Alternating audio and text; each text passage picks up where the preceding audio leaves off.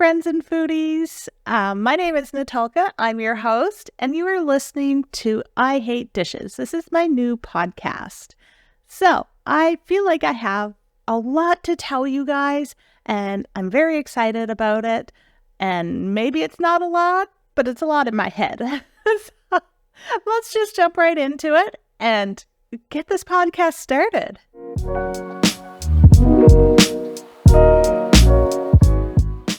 All right, so let's start with last week's podcast. I had said I was going to set myself up on a schedule that I was going to post roughly every 2 weeks, but I feel like I've just had so much going on this weekend, so many exciting things, and maybe it's all in my head that it's just so exciting and seems like a lot, but I really wanted to share it with you guys, and I can't wait another whole week, although I probably should, but I'm not going to. So this is why I'm posting a little bit early, and I may not post a podcast next week. We'll see. We'll see how it goes. Okay? So last week we had talked about the manicotti and the macarons, both fantastic. I wasn't 100% sure on what type of short video I was going to post, and I ended up doing meringues. I thought it was a very sweet and simple recipe, very quick to make. Oh, okay, not really quick. Quick in the process, a little long waiting for them to set. But I posted that as my short because it made a really good little Valentine's Day video. So that was last week. I had also been discussing how it is lobster season here in Nova Scotia. And lobster is expensive, even though years and years and years ago, it used to be so inexpensive. And like I said, it was like poor man's chicken kind of thing. And it was used as fertilizer and stuff. And even a couple years ago, I want to say like 5 or 6 years ago, maybe around that, we could buy lobster right off the back of a truck and get it for around $5.99 a pound. That was a fantastic price. $5.99 a pound. I will take that anytime. No complaints on that one. Now you're looking at between $15, $16.99 a pound up to, I think I saw like $30 for one lobster. That is roughly like 1.2 pounds. Oh, that is so expensive. So expensive. Like, it's got quite a range. And if you get it in a restaurant, it is probably going to be even more than that. So, we had talked about that. Lobster season. And I had also said there was a couple different events, like the Lobster Roll competition, which I'm glad I did not have tickets for because we had a snowstorm that weekend. So I'm glad I didn't have to basically not use tickets and lose the money on that one. But that's okay. I didn't have tickets anyway. And then the following weekend, which would have been this weekend just gone by, was the Lobster Chowder competition. So that is what's coming up next. I'm going to talk about that and what else I have going on. So I need a quick 10-second break. And I'll be right back. All right, I had to go get some water so I could keep talking. We got tickets to go to the Lobster Chowder Showdown. Yeah, Lobster Chowder Chowdown Showdown. Oh my God, that was such a long thing to say, a long sentence. So imagine trying to say that 10 times fast. So anyway, we got the tickets to go to this. My husband had informed me, oh, it's Super Bowl weekend, and now I have to see when the game is, and oh, he was so upset. Come to find out that the game wasn't until like 7:30 our time, so we had lots of time to go to the lobster chowder competition. I mean, the chowder thing was in the middle of the afternoon. So I'm very, very glad that it all worked out. Our drive all the way down to the competition. So we we are in Chester. We drove all the way down to Shelburne, and it was about an hour and a half drive to get there. It was a beautiful day. It was sunny. It was cold, which isn't great, but it was sunny. And the drive is beautiful. I mean, as beautiful as it can get in the winter. And we went down there, and there was only 6 competitors. A couple of the others got sick and had to pull out of the competition. So that was a little sad, but that's okay because we still got to sample all 6 of the chowders. And then we were given a little cute wooden token, and at the end we could go and vote for who our favorite was. So we sampled all of them, and they all had their good and bad qualities to them. One of them had a really great texture. It was really thick and creamy. Unfortunately, it was also very bland and floury. So that was kind of sad, but I liked the thickness, the texture of it. There was one that was just a very classic chowder. It was excellent. Just needed a little something. Couldn't put my finger on it. Just needed a little something. Then there was one that was like a beer-inspired lobster chowder, but it was sweet. And I did not expect that. That was kind of odd for me. I don't think a chowder should be sweet. It was very good. Just I didn't care for the sweetness, and neither did my husband. Then let's see. There was one that it kind of tasted burnt, and I'm not sure why. I don't know how they would have burnt it. I don't think that they actually did. No, I don't think they burnt their chowder. I think it's a spice or something that they had put in it that made it seem that way. Besides that, their texture, everything was fantastic. Then we get to the 2 that my husband and I really enjoyed. So my favorite that I eventually voted for was by Mr. Fish. And they are located right in Shelburne. And they are a very sweet little down-home restaurant with very limited seating. And they're also a little fish market. And they do takeout. It's so sweet. So I loved their chowder. It was a very classic chowder. It had just the right thickness and milkiness to it. Like, it wasn't super thick, but it was really good. I thought it had a nice buttery flavor to it, the right amount of balance with like all the seasonings, and just the right amount of saltiness as well. And when I dipped my biscuit into it, it had like that perfect dipping texture to it, because that's important. So that was my favorite. My husband's favorite was the Emerald Light Kitchen and Bar, and he loved it. And I must admit, I really enjoyed it too, but I'm more of a classic when it comes to my seafood chowder. So what was amazing about the Emerald Light, their chowder, was that they did a spin on it and added some Cajun infusion into it. And then they topped it off with, I think it was a parsley oil. Fantastic. Like, I'm telling you, that one was top notch and perfect for dipping your biscuit into or your cracker. It had great texture. All the seasonings just blended so beautifully. I really enjoyed it. My husband was like, this is my favorite. Hands down, this is the one I'm voting for. I love it. So we had both very different tastes in what we liked and who we voted for.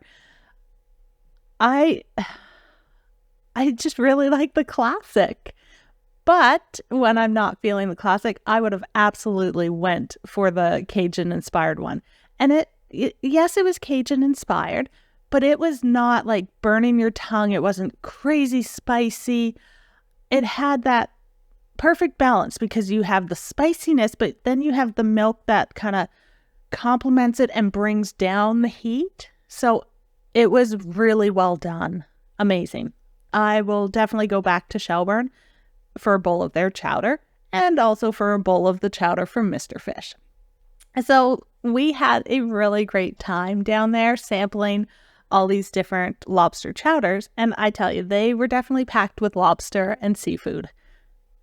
Fantastic. It was so worth going to.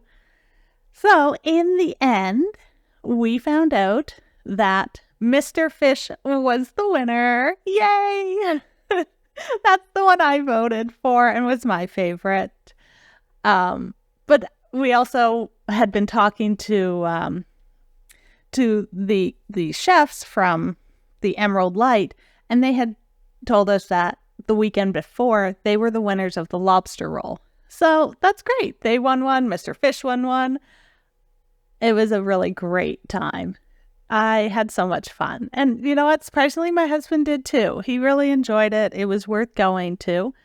And then while we were down in Shelburne, we took the time to drive around the town, see how beautiful it is. It's a very, very old town. It was like established in the 1700s. It's also been a main stage for a lot of movies that have been filmed down there. Then we took a little drive out to Sandy Point Beach. And just a cute little beach, little rec center there. And we went for a walk on the beach and took pictures of the lighthouse. And the sun was shining. It was windy and cold, but it was beautiful. We had such a great afternoon. Then we went back to Mr. Fish's little restaurant and fish shop, or fish market, sorry. And we splurged and bought 2 lobsters. And I didn't think we were going to get to do anything lobster related for any of my videos this month, but they had them priced at like $16.99 a pound. And that's actually a really good price right now. So we bought 2. And this week, instead of doing panna cotta for my video, I am switching it up. I'm going to push the panna cotta one to another week. And this weekend, I am posting how to make lobster rolls. This is going to be such a quick and easy video. And it's so delicious. It is so good. So I've already recorded it and everything. Now I need to take the week to edit and put it all together. But we made them just in time to enjoy the Super Bowl. So what a way to watch the Super Bowl while eating lobster rolls. It was amazing. Fantastic night. So that is some of my excitement that we finally got lobsters. It was a great weekend. And the Super Bowl and the Chiefs won. So it's all good. It's a great start to the week. All right. So I have more exciting things to tell you guys and a cute little story about my most recent video.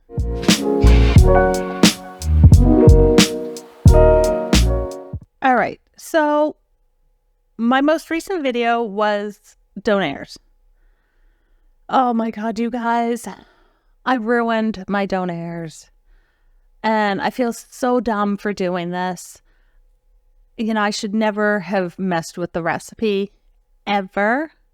But I had seen some other videos recently and some other recipes, and people were talking about adding a little bit of coriander and thyme into it, and so good, and over the top adding spices in. And I was like, you know, maybe coriander and thyme would be good in it. It's 2 spices I really don't use very often, but I figured, why not? Let's try it. I added a very minimal amount to my recipe.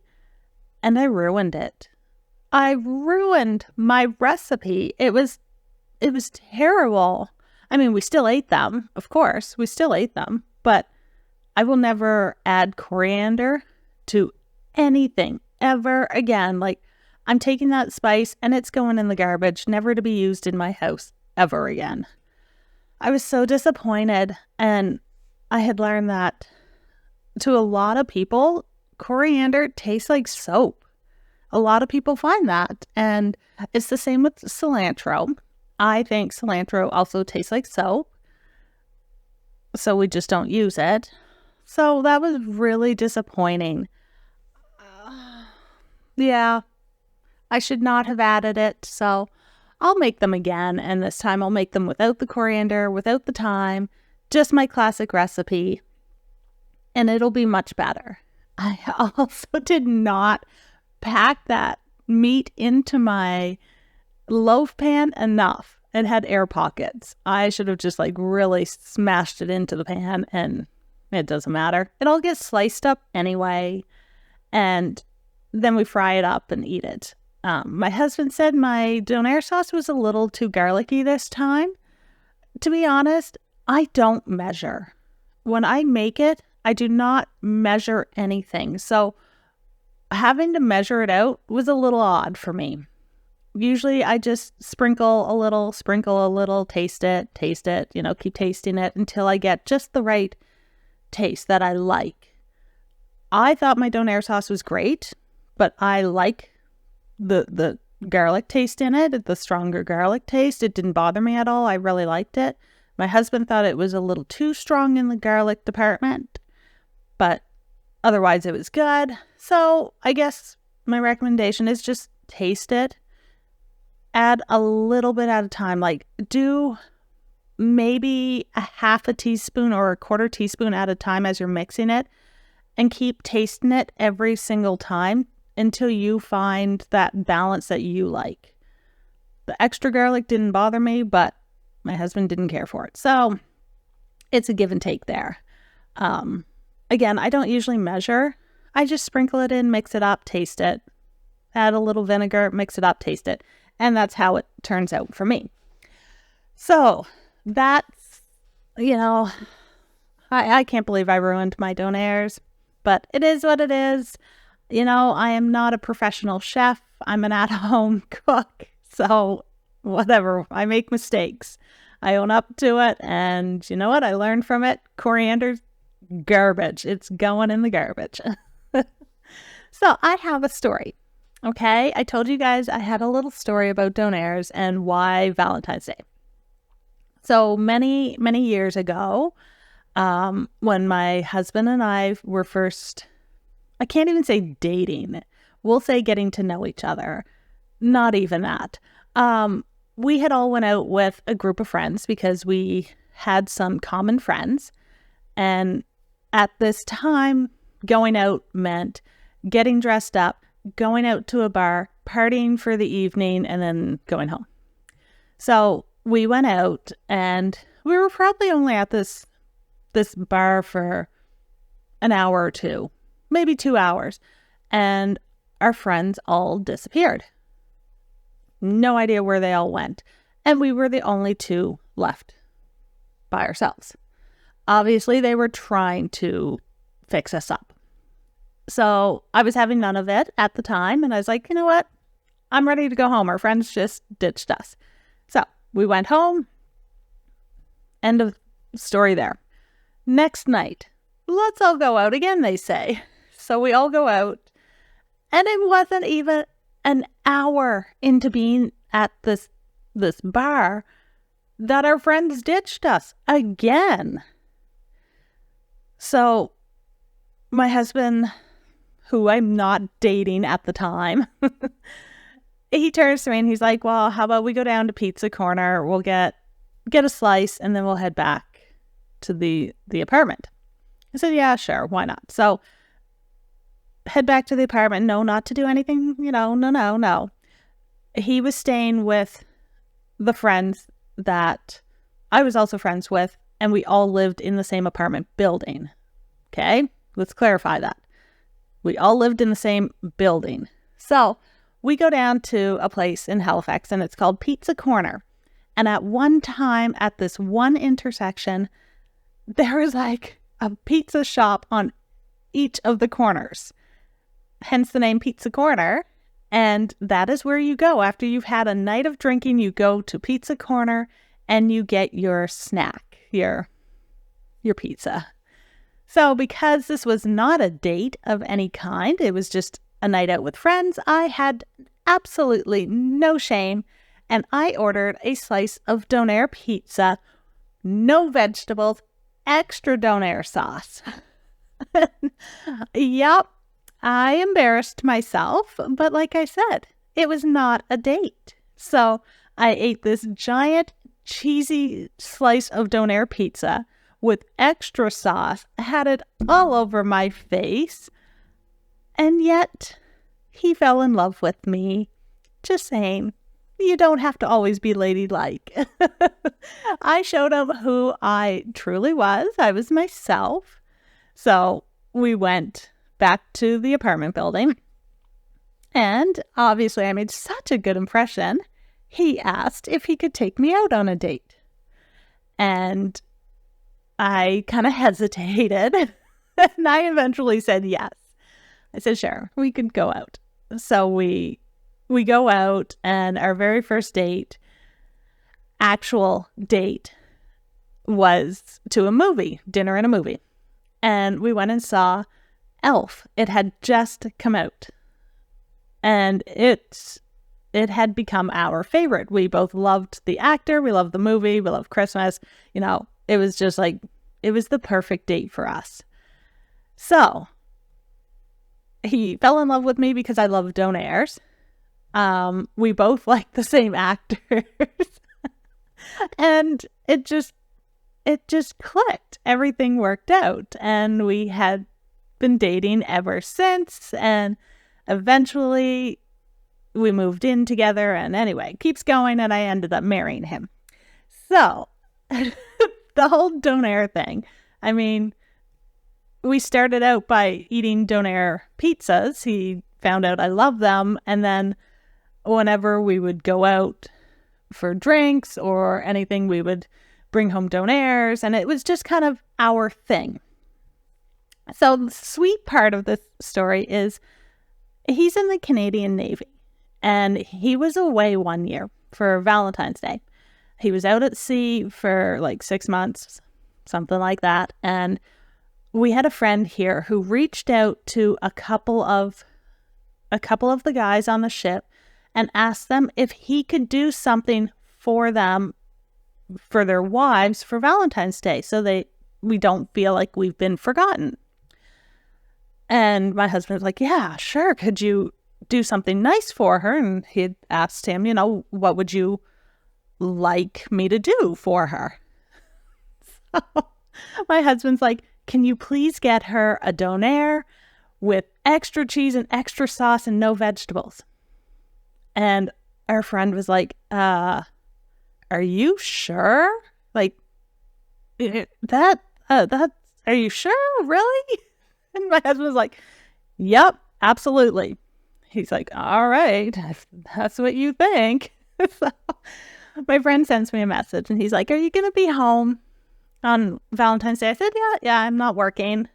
So he's like, okay, I'm going to come over. So he comes over. And he shows up with 2 Donairs and a bouquet of flowers. And he's like, your husband says that this is what you would like for Valentine's Day, because he's not here, I'm filling in for him. And I think I stood there and cried. Yep, I stood there and cried. It was so sweet. And I'm like, oh, he knows how much I love Donairs. I know, it's so silly. And he's like, oh, I'm so glad that you like this, because I really thought he was messing up here, you know, asking to get you a Donair and some flowers. I'm like, no, this is beyond perfect. This is exactly what him and I probably would have done. We would have went to our local pizza shop, ordered Donairs, and enjoyed them together for Valentine's Day. So it was the sweetest thing ever that our friend went and did this while he was out at sea, and it just worked out. So that is my, behind the scenes story of why I decided to do a Donair video for Valentine's Day. So anyway, it's a very sweet gesture, and it's something that we absolutely love doing for Valentine's Day, or at least around that time.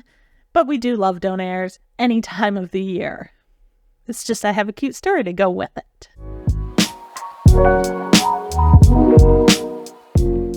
All right, enough with the lovey-dovey and sappy stuff. Have you guys ever watched the show, The Great Canadian Baking Show? It is filmed here in Canada, in Toronto, and my understanding of the show, the whole premise of it, is that it's a competition of 10 bakers, and all these bakers are at-home bakers. They have no professional training. They did not go to school for the culinary arts to become chefs. These people have been self-taught or have learned a lot of their cooking and baking skills through family and friends, and they do it as a hobby. It's not a profession. They all have other professions, and they don't work in the culinary world. They're not, they don't own their own bakery or do cake decorating for weddings and stuff. These people just do it because it's a hobby and they absolutely love it, and they make a lot of things for their friends and family. So it's these 10 contestants who compete to become the next great Canadian baker. And I think it is such a sweet, down-to-earth show. So before this weekend, I have never watched it. And I had a friend send me a message about it. So I started looking into it. And I binge watched season 7 this weekend. And I fell in love with the show. How relatable these contestants are, how down to earth they are. There's zero drama. Everyone is so supportive. They help each other. They give each other tips and tricks. And I think it is such a positive show. I mean, there's so many cooking shows out there and baking shows, and the competition that they create is such high anxiety, and you can see the stress, and you can see some of the animosity and the drama sort of behind the scenes a little bit, and the show is not like that.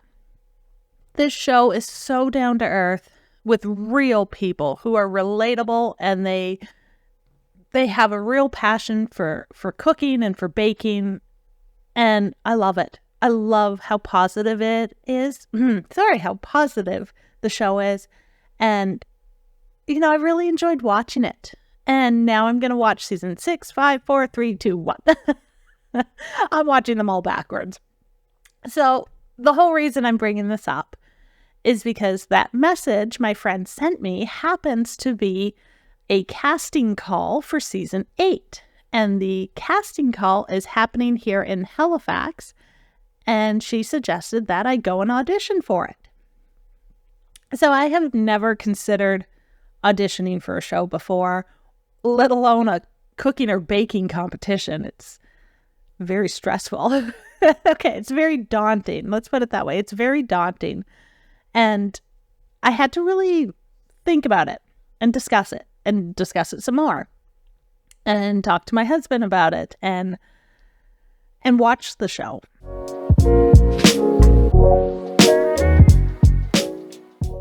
So after watching the show, binge watching it all weekend, and kind of discussing it with my husband, and seeing how these people are real, and they make real mistakes, and they mess up, and they keep going. And I found it, inspirational for one, and I love that it's so real. And I could see myself, doing what they're doing, mess up, you figure out how to fix it, and you keep going, and you make it turn out. So I don't know. I've never really considered about auditioning for anything before, and certainly not competing. And after discussing it for a while and thinking about it, I decided to do it. So I looked it up online and I found the application form. I did up all my pictures and I filled out the form. I attached all the pictures of things I have cooked and baked. I made an introduction video because it asks to make a little introduction video and why I would like to audition, be on the show. So I did all of that and I sent my application in, and I did that Sunday night is when I did that. The auditions are coming up this weekend. They are going to be on February 17th on Saturday. And I am so nervous. I'm nervous and I'm excited, and I am going to go to the in-person audition. So when you go to it, you have to bring something that you've baked, a sample of what you can do, and take that in, and I'm assuming you give it to the judges or the producers. I'm not sure. I've never done an audition. I don't know anything about this process. So that's what I'm going to be working on all week, is practicing a recipe that I think will impress them and hopefully get me to the next round. So this is really exciting. It's also very nerve-wracking and daunting, and it makes me nervous, which is good. I mean, that's what competitions are supposed to do. They're supposed to make you nervous and drive you and help your creativity. So that's my goal for the week, is I need to develop my recipe, put it together, make it look amazing, make sure it tastes amazing, and then go to this audition.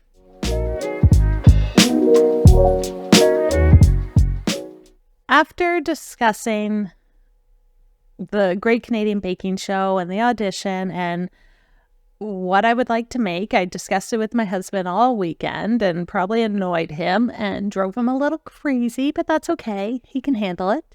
I think I've settled on what I'm going to make. So I'm going to practice this all week. It's going to be perfect by the end of the week. And I have decided to make a blueberry vanilla cake layered with a lemon cheesecake filling. And I'm thinking it'll be drizzled with a maple brown sugar drizzle of some sort. And then I'll decorate it so it's pretty. So the reason I picked this was kind of because it reminds me of home. And Parsboro is known for their beautiful blueberry fields and all the blueberries that come from there, which is amazing. And in the spring, when we are home and we can make it to Parsboro, we absolutely love going to the maple farm and having pancakes. And we always get our maple syrup from there. I try not to just buy it in the store. I always get my mother-in-law to buy it for me if I can't make it home. They also make a fantastic maple barbecue sauce that I absolutely love on burgers.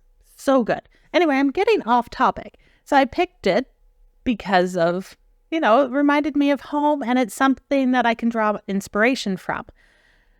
So that is why I'm going with the whole blueberry and maple theme. But I know blueberry and lemon go really well together. It'll also create a nice light filling in between the layers of the cake. I'm going to make the little cakes into small personal size ones. So petite fours kind of thing. Very fancy. And I will decorate them so they are beautiful. So that's my plan. My friend had also suggested maybe doing something savory as another option that the producers, the judges, I don't know this process or who I'm going to be in front of, but to give them an option of trying something savory or something sweet. I have absolutely no idea what to do for savory. No idea, but I have a week to figure it out and get it made. and practice it. And I'm thinking it has to be cold because when I get there, I don't have a way of keeping it warm or reheating it. So I've got to come up with a game plan for this. If I don't think it's a big deal. I'd rather focus on one thing being absolutely perfect than having two things. So we'll see how the week goes. All right. So that is all my exciting news that I just couldn't wait to share.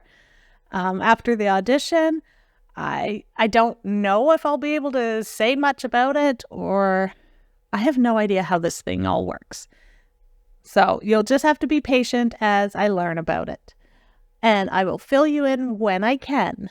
So let's talk about what's coming up.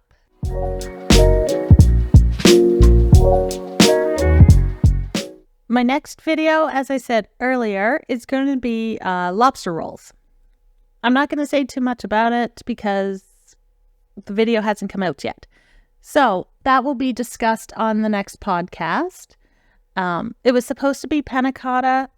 That video is being pushed for probably another week, and then I'll post that one. I was just too excited. I have to get the lobster one posted because I was very, very excited about it. Let's see. I don't have a short made for this week. I have absolutely no idea what I'm going to do, and I may not post one only because I have so much going on this week that I'm going to be practicing. I might make a video out of what I'm practicing, little tidbits of it, maybe.